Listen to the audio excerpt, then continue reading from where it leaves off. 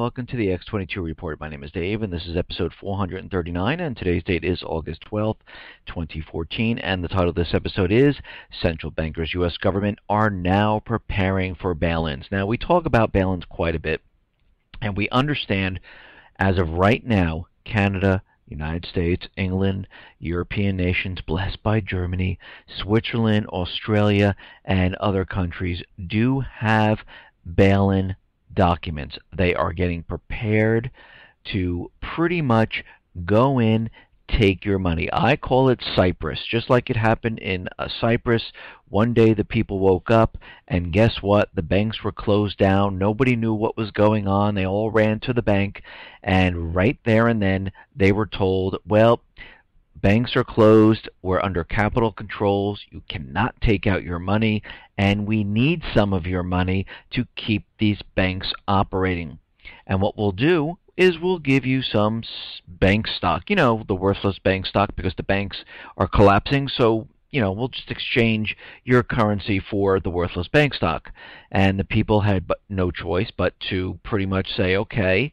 And they said, don't worry. The government says it's only going to be about 8 to 10%. That's all we need. And then eventually what we found out, on average, it was about 47%.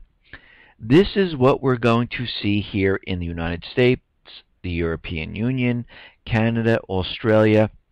This is why governments go ahead and create these types of documents. Actually, it's the central bankers / governments and the agencies that do create this. Now, the one that's created here in the United States is the FDIC and Bank of England, and they decided to create this together, and it is on the site, on the x22report.com site. You can take a look at it. It's under Resources Documents, and we can see right now that they are preparing. They are getting ready.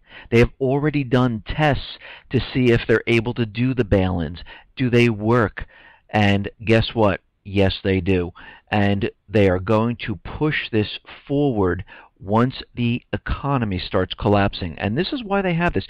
You don't create something unless you're going to use it later on, because they know what's going on. They understand this whole entire system's collapsing. There's no question in their mind.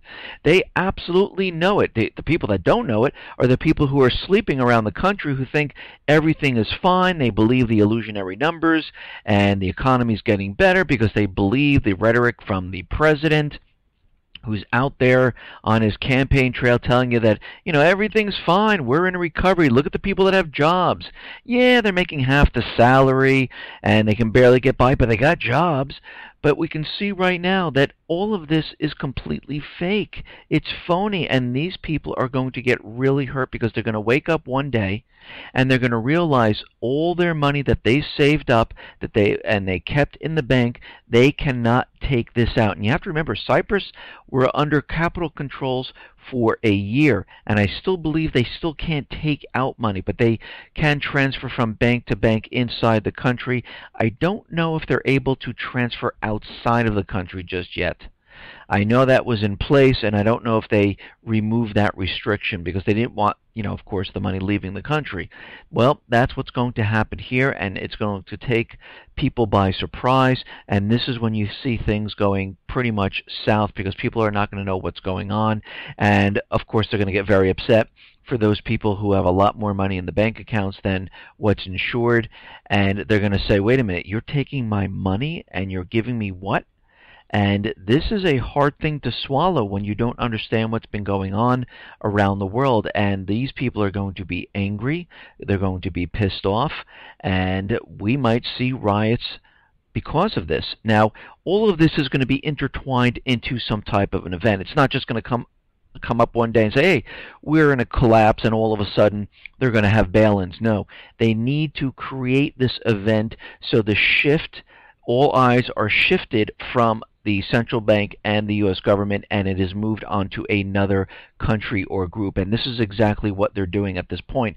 This is why you see the provoking around the world. This is why you see all these events that are occurring right now, because they are laying the groundwork for this to occur.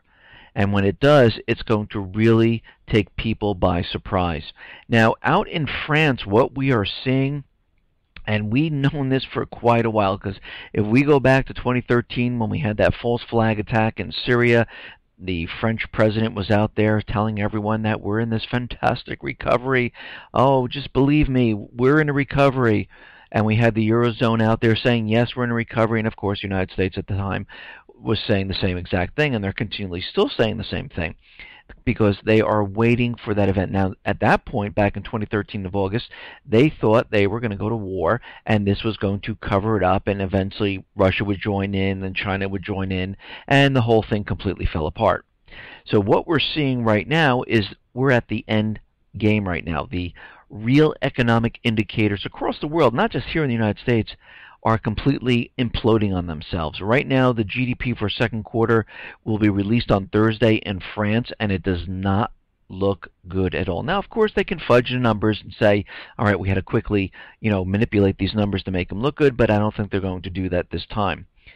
Industrial production declined in the second quarter, foreshadowing a very low GDP growth. All major industry sectors experienced a decline in their production, and building continues to dive. Housing starts are at their lowest for 15 years, a shortfall of about 0.4% of GDP this year.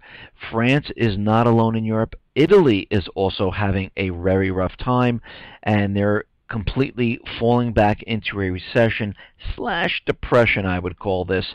And we also know that Cyprus, Greece, Portugal, and many other countries are starting to really feel the brunt of this depression coming on, and Germany's feeling it, UK is feeling it, and of course the corporate media, the US government, the Eurozone, they're going to be out there telling you that this is all because of these sanctions that Russia placed on all these countries, about these food bans, and this is why the economies are starting to hurt. Well, they just implemented the food bans. They can't hurt the economy right away. It doesn't work like that. A day later, after the food bans, they're telling us that, oh, look, see, the economies are starting to implode on themselves, and it's all because of Russia. No, this was happening for a long time now, and this is why we report this over and over every day, so people understand exactly what has been going on throughout the year. So it's not like, oh, Russia did something and 2 days later the European economy is falling apart and now the United States economy is falling apart. No, we've been leading up to this point, so they can't bring in another factor to say, oh, this is the reason. We know what the reason is, because the people have no jobs.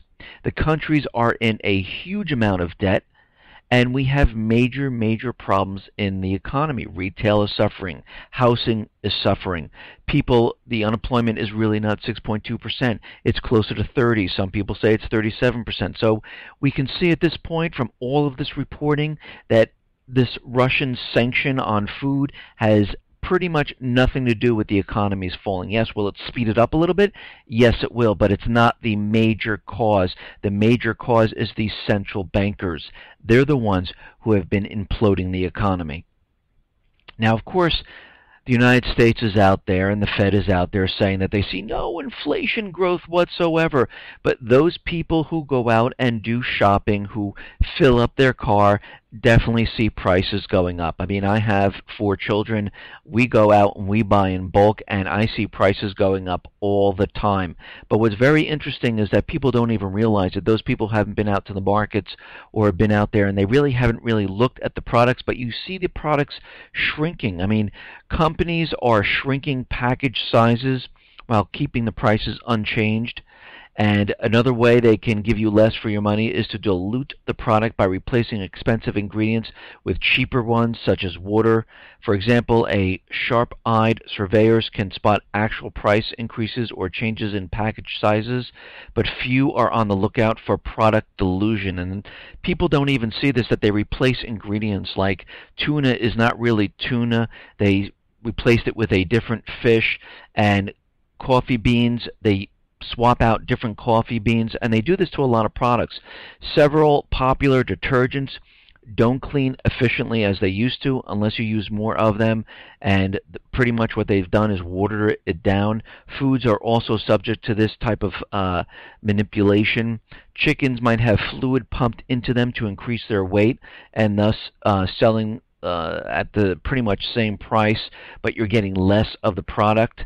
Ice cream, of course, can be watered down to the point where it can no longer use the word cream in its name. And we've also seen, I think it's Breyer's ice cream has pretty much went from a half gallon, and they shrunk their product while keeping the price the same. So there is inflation. The companies are just covering it up because they realize everything's getting more expensive, so they need ways of cutting corners and making sure the public is not aware of what's really going on. Now, in the housing market, we are definitely seeing things starting coming to a screeching halt because we understand we're in August right now. We are coming out of the hot season. Most of the people who have children would like to be in their homes before school starts. This way they can sign them up and have them go to the schools in their district. And what we're seeing now is things are starting to slow. Home price gains are pretty much leveling off and falling in the second quarter. And what we're seeing right now is that the median price fell from a year earlier in 47 of 173 metropolitan areas measured, the National Association of Realtors said in a report. So we can see right now that prices are starting to fall, and they're going to pick up speed as we exit the summer. Now, we understand that most Americans are pretty much tapped out. We understand back in 2013 when President Obama was in Arizona, letting everyone know that the housing recovery is in full swing. And at that time I reported that Wells Fargo, Citibank, Bank of America, JP Morgan Chase, and many other mortgage companies were laying off thousands upon thousands of people in their mortgage departments. The reason for this is because people were not taking out mortgages. And ever since that point in time, we've tracked the mortgage applications and refinance applications, and they've been declining all throughout the year. And this is a sign that the American people are not buying homes right now. And what they're saying is first-time purchases accounted for 28% of all sales of previously owned homes in June, down from 40% historically, according to the National Association of Realtors.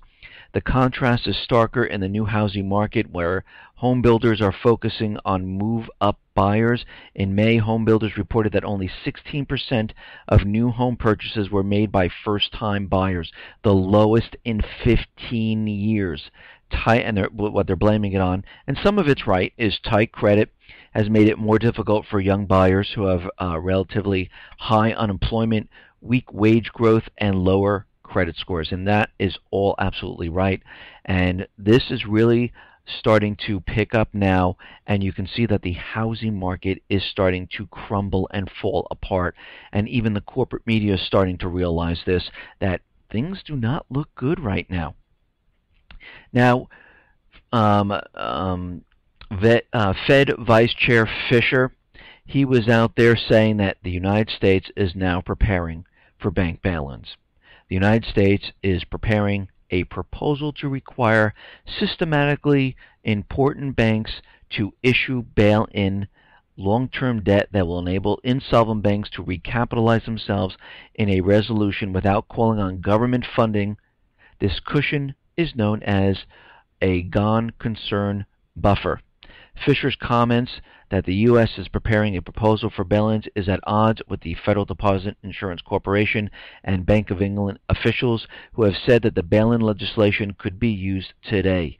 The U.S. already has in place for bail-ins in the event of bank failing. Indeed, the U.S. has conducted simulation exercises with the U.K. in 2013 and again this year. FDIC officials in charge of planning for the resolutions and the Bank of England's Deputy Governor Paul Tucker both confirmed that the U.S. system is ready to handle a big bank collapse. So what does this tell you? They're ready. They know it's coming. They realize the event that they've been planning on is here. This is why we see all of these flashpoints all around the world. This is why the United States government is not letting up in provoking a war. They want this event. They need this event. They need it to cover up this entire economic collapse. And like I said in my other reports, when this does occur, this is going to hit the United States very, very hard. And of course, it's going to be done in a way that people don't realize that it's actually collapsing because of the way the economy is. They're going to believe that it is from another country or group, because when another country or group hits the financial institutions with some type of cyber attack and shuts down the stock market and the NASDAQ and the S&P, and by the way, they all have kill switches, just to stop it just in time to then build it up again. But they realize they need these kill switches because they can't let it completely drop out, because they need to show everyone that the central banks have come in and saved the day. So they'll stop the market at a certain point. They'll come in, start pumping it up again, making it look like they are really saving the day here. But when all this is happening, they're going to say, well, listen, we don't know the extent of the damage. We need to close the banks. We need to put capital controls in effect. And we see that they've siphoned off millions upon or billions of dollars from the banks, and we need to recapitalize them. And the U.S. government and other governments around the world are not going to, bail them out. So we need to go inside of the banks right now and take your money. But don't worry. We have these beautiful pieces of paper. They say stock of the bank here, and we're just going to place these in your account while we take out your hard-earned money. And don't worry, later down the road, we'll repay this, and we will buy that stock back from you. And you know this is not going to happen. And of course, they're going to say they're only taking about 8%, and then later on it'll turn out to be about 50% of the bank accounts that they've taken to keep these banks operating. So we can see from this point on, we are heading down that path, and they are ready to go. Now, in regards to Obamacare, what we're seeing here is about 300,000 people that signed up on Obamacare on the exchange, on the website, or called it in, might lose their insurance because they don't have certain information that is required. And a lot of the information that's missing is, immigration status and their citizenship. How interesting. 300,000 people. Actually, there was 1 million people, and it looks like 400,000 people cleared this up, but there's 300 people that are outstanding right now. Now, we understand that the borders are wide open, illegals are coming in, and Obama would love to get these people on Obamacare, and it's just very interesting how when a required question was supposed to be answered, 300,000 people had a problem answering it. Well, could this be that, they had illegals signing up to boost the numbers up? It kind of looks that way. Now, it looks like the riots are continuing in Ferguson, and it is not getting better there. It's actually getting worse. Violence has broken out again as authorities dressed in riot gear in St. Louis, Missouri. Ferguson Police Chief Tom Jackson told the Associated Press that a group gathered throughout the day on Monday at a burned-out convenience store. Then they turned rowdy at nightfall, and they had to fire tear gas, and they were also firing wooden bullets at the demonstrators. And they were firing at anybody. Those people who were just passing by were getting hit with these wooden bullets, and it left, huge welts on them, and it was bleeding in that area.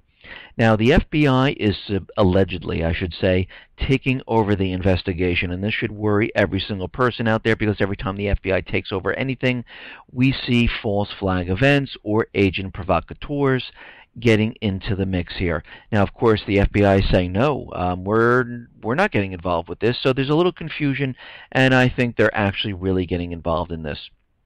And what's happening is the FBI is coming in, and I wouldn't be surprised if there are more agent provocateurs around the country in this area to start some type of rioting going on. And they see they have the spark right now, and they might want to fan the flames here and really build this up. And this way, once this gets to a point, the Obama administration could declare martial law in the country. And what's very interesting right now is that the FAA banned flights over Ferguson under 3,000 feet. So there is nothing allowed over that area. So we can see something is in the works. We're going to have to keep track of this as we go further down into August and see if other areas are starting to break out in riots. And then once this happens, we know this is what they're trying to do. Now, it looks like in California, this kill switch bill is getting ready to go live. I think it's heading towards the governor's desk, and he just has to sign it. Of course, they're saying that this is going to be used to stop criminals from stealing the smartphones, and this will really, stop this, crime syndicate going on. And of course, Apple and HTC and Samsung, they've already agreed to put kill switches in there. There's also legislation in the United States government, the federal government, in Congress, saying that they're trying to pass a smartphone theft prevention act, which will allow kill switches in all cell phones. Now, I truly believe that kill switches are already inside of every one of these cell phones already, and it looks like they're trying to pass this legislation to make it legal, because you have to remember, if you go back to the Boston bombing, at that time period, what they did is they shut down all the cell towers, and they thought they would be able to stop those pictures going out. But what happened was people were still taking pictures of what was going on, showing the evidence that, hey, this person, the insignia on the black bag matched, black water and all that kind of stuff. And they thought, oh, good, we can contain this. We didn't have pictures going out. And as soon as the cell towers went on, all of a sudden everyone started to transmit all their pictures to all their friends and to everywhere, and it got out all over the internet. And then they realized we have a major problem, and this is why they asked everyone to turn in their pictures, so this way they can see what they're working with to make up their story that the brothers were the cause of the Boston bombing at that time. Okay, now Japan right now, they are about to test a homegrown stealth fighter jet. This is the first test of this jet, and a group of major Japanese firms are planning to test flight next year for the nation's first homegrown stealth fighter jet. The conservative government has been looking to expand Japan's military influence, and you have to remember they built their first warship since World War II. They're building other warships, and this is all in preparation for the war that is coming, the escalation of the South China Sea area, and you can see they're continually doing this. This is why they were changing the constitution. They didn't want to be a pacifist nation, and every single country is gearing up for war, and they're preparing for it. Each stage that they do, you can see they are definitely preparing for what is coming. Now, we understand that Russia has placed sanctions on pretty much the Western world, and they stopped all food imports. And a lot of countries are feeling the strain of these sanctions, and they're worrying right now. And Poland, they have huge amount of apples, and Poland is the leading exporter of apples in Europe, and they don't know what to do with them. So they asked the United States, listen, can you please buy our apples? Now, I don't know, the United States hasn't answered yet. They went to Belarus, and they said, listen, can you buy our apples? We have all these apples. We're losing a lot of profits. A lot of people are going to be out of work. We need someone to buy these apples. So they're in talks right now with Belarus. Now, about 800 Finnish dairy workers are going to be furloughed because of these sanctions that Russia imposed. And the largest Finnish producer of dairy products will involuntarily furlough part of its workforce from its factories that produces exports to Russia. And we can see already, and I've said this before, as these agricultural exporters lose business, we're going to see many more people unemployed. When we see more people unemployed, that means people aren't spending. This means the country isn't bringing in revenue to pay off the debt, and this means we're having a escalated collapse scenario coming up, and this is exactly what we're seeing right now. Now, Austrian gardeners say Russia-EU food import ban is a catastrophe for Europe. And they're saying no good can come from this, and all what they're saying is this is going to really hurt the EU economy. And I completely agree. It's going to bring down the economies much faster than they were going, and it's really going to speed up the collapse. The collapse was already in the works. This is just helping it along right now. Now, Belarus might have a chance to double its cheese exports to Russia. Belarus has an opportunity to double its cheese exports to Russia. Belarus has a perfect chance to export 200,000 tons of cheese instead of the current 100,000 tons. So this is working out well for Belarus and many of the other BRIC nations, where they're really beefing up their exports to Russia. They're seeing increased sales now, and it's just becoming better off for them, and the Western countries are really starting to hurt now. Now, a couple things are happening with this humanitarian convoy into Kiev. First, Kiev said, absolutely not. We're not letting you in. This is a cover-up. You have military assets inside the trucks. You have missile systems inside the trucks. And the convoy of 280 trucks were dispatched. They went to the border, and they said, you know what? We want all trucks unloaded, and then we're going to reload them onto different trucks and bring them into the country. And that kind of fell apart, and they said, okay, we looked inside the trucks, and what we're seeing is about 1,800 tons of relief supplies, including power generators, foodstuffs, water, baby food, medical supplies, and sleeping bags. And guess what? There's no military assets.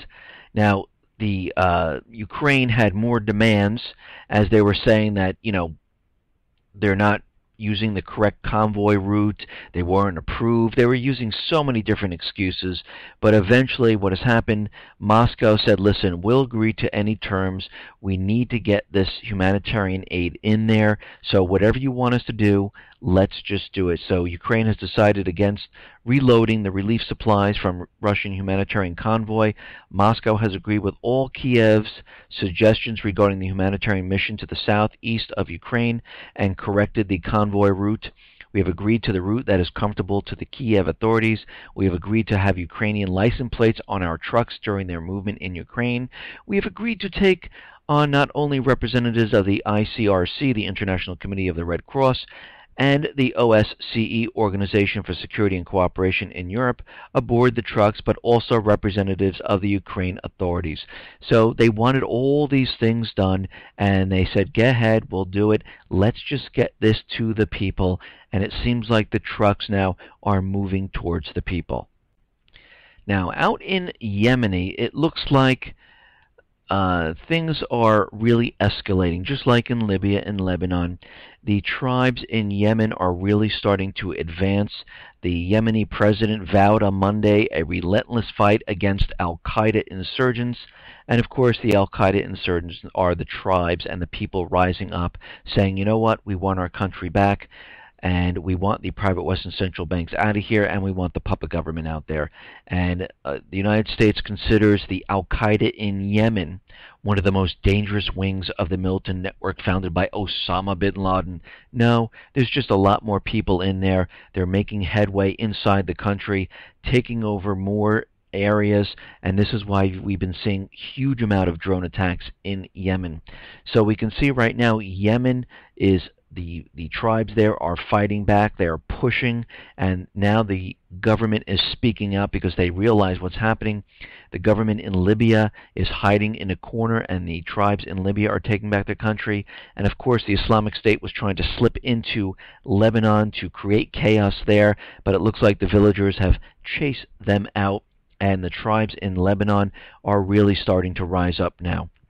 Now it looks like Maliki's support is eroding, and it looks like he might be completely out right now.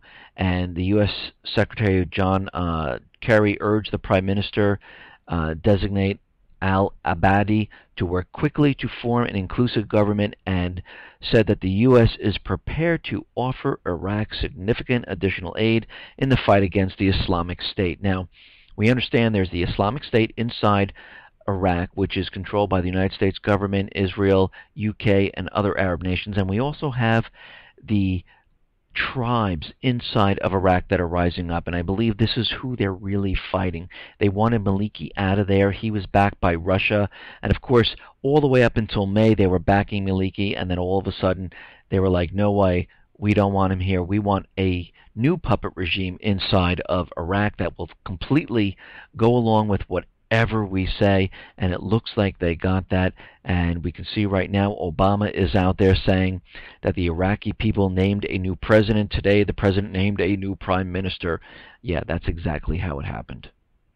Now, the Pentagon is out there, and they're saying that these airstrikes on the Islamic State are going to have really no impact whatsoever.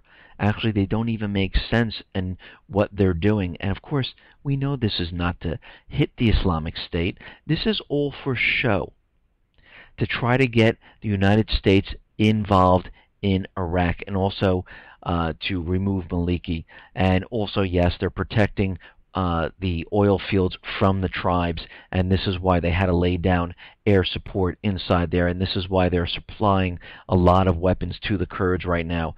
And we can see all of this, a lot of it is for show, to make everyone believe that the Islamic State is crazy. They're out there beheading and slicing and dicing, and you really have to ask yourself, what reporters are actually following the Islamic State around to get all this information?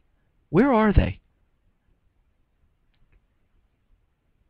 Now, a former U.S. diplomat was out there saying the U.S. media is playing the meme that the U.S. is worried about Christian minority in Iraq as a way to engorge the American people with blood, but the media fails to note that more than half of Iraqi Christians were killed or fled during the U.S. occupation. By launching airstrikes, the U.S. has gone all in on the side of Iraqi Shia and Kurds. You cannot bomb away a political movement. You cannot kill an idea that motivates millions of people with a Hellfire missile. And yes, the tribes are rising up inside of all these different countries, and this is their big problem. And this is why they sent the Islamic State in there, to create chaos, so you really don't know what's going on in Iraq. And I'm waiting for the United States government to do something in Libya. I'm waiting for them to have some type of special event of why they need to go in there, and they haven't done yet, but I'm sure it's right around the corner.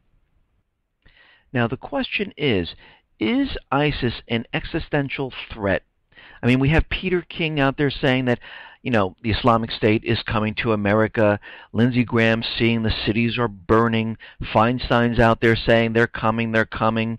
And the question is, if ISIS gains are truly an existential threat to the Republic and our cities are about to go up in flames, why did these congressmen who are continually saying this, why didn't they demand that President Obama call back Congress from vacation to vote to authorize a new war on the Islamic State in Syria and Iraq?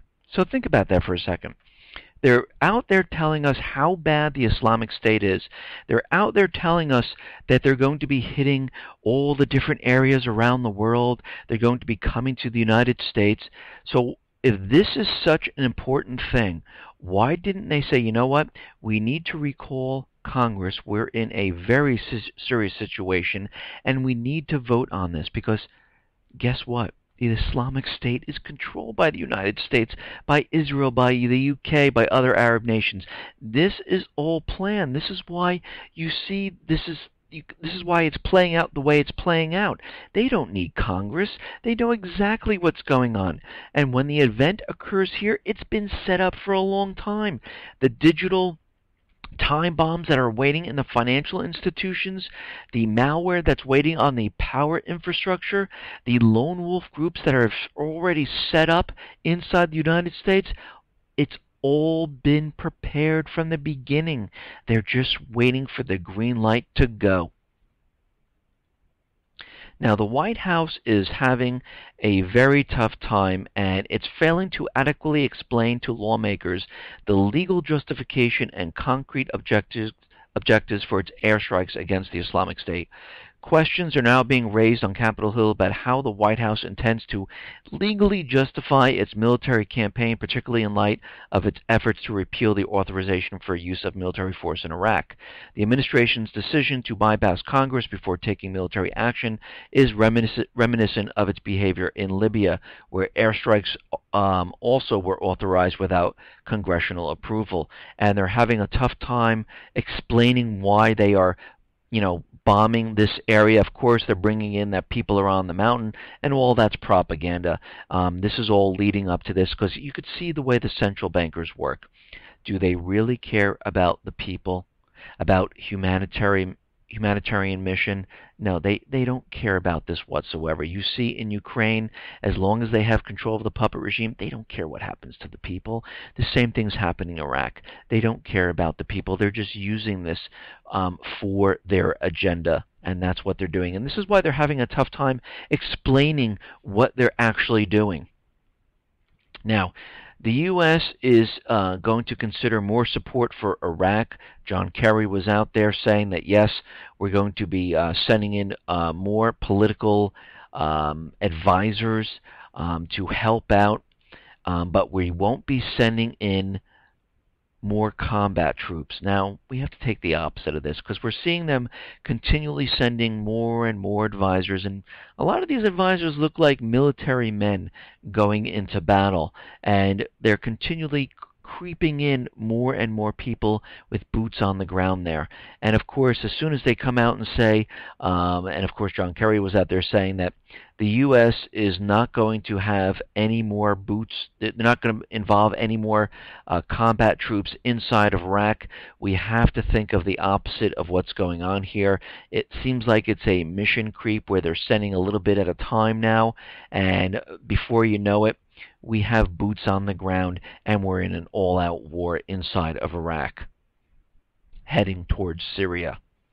Now, of course, those new advisors that are going in now, they're calling them the Disaster Response Team. The U.S. Agency for International Development said in Washington on Monday the government has sent a Disaster Assistant Response Team to help coordinate the humanitarian aid being sent to Iraq. Now, they use all these different excuses just to get people inside of there. Now, it looks like the United States are getting ready to use drones again in Iraq, and they're going to use them to strike the Islamic State or the tribes inside of Iraq. So we can see the drone wars are on. Now, out in India right now, there's a warning that August 15th, they could have a major cyber attack on their country. Cybersecurity Division, NCIIPC, has alerted government departments and leading internet service providers about a possible cyber attack in India. It has been observed that Indian cyberspace traditionally comes under attack by adversaries on dates of national importance such as August 15th. So they're gearing up and protecting themselves, and we'll have to see how this plays out, and I believe the 15th is this Friday. Now on to Ebola. It seems like Ebola is allegedly spreading in Africa. We see the World Health Organization says 69 new Ebola cases reported in 4 nations, and we can see that they're saying that this is starting to spread now. China sent in workers to help out the situation, and it seems like those 8 Chinese nationals now are quarantined because they're saying they're showing some signs, or they're just quarantined to take precautions. Now, the Chinese government is stepping up its international humanitarian efforts in Africa, sending almost $5 million worth of medical supplies to 3 countries hardest hit by Ebola outbreaks: Liberia, Guinea, and Sierra Leone. And we can see, again, China has very close ties to all of these African nations. Now, the World Health Organization panel says it's ethical now to use the unproven Ebola drugs. The World Health Organization looking at 3 types of products to treat Ebola. They've also said hope there are more ZMapp doses by the end of the year. We don't make any choices on who's getting Ebola drugs. It's a market failure that no drug approved for Ebola. Now, of course, ZMapp is this wonder drug that all of a sudden they just happen to have, and now we have human subjects for them to test it on. Isn't that amazing how they had an Ebola breakout inside of Africa, and now they have the human subjects to test their vaccine. So we can see how this is all starting to play in right now. Now, I just wanted to go back to the CDC and the patent they have on Ebola. And we know the U.S., and this is coming out of global research, the U.S. Centers for Disease Control owns a patent on a particular strain of Ebola known as Ebobun. Its patent number is CA2741523A1, and it was awarded in 2010. The government of the United States of America, as represented by the Secretary, Department of Health and Human Services, Center for Disease Control. The patent summary says the invention provides the isolated human Ebola virus, denoted as Ebobun, deposited with the Centers for Disease Control and Prevention on November 26, 2007, and accorded an accession number 2007062991. It goes on to state the present invention is based upon the isolation and identification of a new human Ebola virus species, Ebobun. Ebobun was isolated from the patients suffering from the fever in a recent outbreak in Uganda. Ebobun is not the same variant right now currently believed to be circulated in West Africa. So it's a different strain of Ebola right now. So this patent that everyone's talking about is for a completely different strain. Clearly, the CDC needs to expand its patent portfolio to include more strains of Ebola, and that may very well be why Americans with Ebola have been brought to the United States in the first place, because they can harvest Ebola from the victims to file patents. From the patent description on the Ebobun virus, we know that the U.S. government extracts Ebola viruses from patients, claims to have invented that virus, files for monopoly patent protection on that virus. To understand why this is happening, you have to first understand what a patent really is and why it exists. A patent is a government-enforced monopoly that is exclusively granted to a person or organization. It allows that person or organization to exclusively profit from the invention, or deny others the ability to exploit the invention for their own profit. So why would the U.S. government claim to have invented Ebola and then claimed an exclusively monopoly over its ownership? No medical reason to bring Ebola to the United States whatsoever. So why did they do this? Well, this patent may help explain that they brought these people here to help file for a new patent in this strain. And we can see who would be the winners of this. Well, ZMapp, because they would have a lock on the industry. And we can see that this whole entire thing is really scripted. I mean, just look at what's going on. We start to see the structure of the elaborate medical theater coming together right now. I mean, a global pandemic panic, a government patent, the importation of Ebola into a major U.S. city, an experimental vaccine, the rise of a little-known pharmaceutical company, and a public outcry for the FDA to fast-track the vaccine. So you can see how this is all being played out. And of course, the next act coming up, Act 2, will say that, that one day something will be broken, this strain of Ebola will break out, and everyone will call for this vaccine, and then they'll have everyone vaccinated. And they'll make huge amount of products, and again, we don't know what's inside this vaccine. Now, the U.S. is sending the untested Ebola drug to Liberia, and we can see right now they are going to test on humans in Liberia. And this is how they get around everything. They had an outbreak. Now they can test their drugs on actual humans.